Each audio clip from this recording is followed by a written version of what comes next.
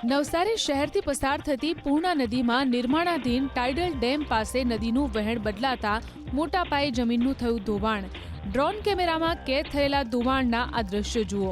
નદીના પાણીએ ટાઇડલ ડેમના મુખ્ય બાંધકામ પરથી પસાર થવાને બદલે પાળો તોડી બાજુમાંથી વહેવાનું શરૂ કર્યું।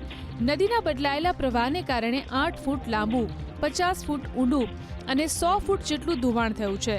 આ ગંભીર પરિસ્થિતિને ધ્યાનમાં રાખી ડ્રેનેજ અને સિંચાઈ વિભાગના અધિકારીઓ તાત્કાલિક સ્થળ પર પહોંચ્યા।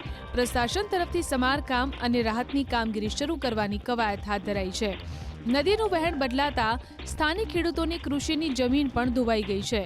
લાખો રૂપિયાની જમીન અને પાકને થયેલા નુકસાનીને કારણે સ્થાનિક ગ્રામજનો અને ખેડૂતોમાં ભારે રોષ જોવા મળી રહ્યો છે।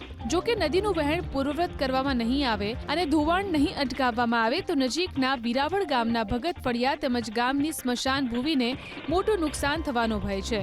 ગ્રામજનોએ પ્રશાસન સમક્ષ યુદ્ધના ધોરણે પાળો મજબૂત કરી વહેણને મૂળ માર્ગ પર લાવવાની માંગ કરી છે।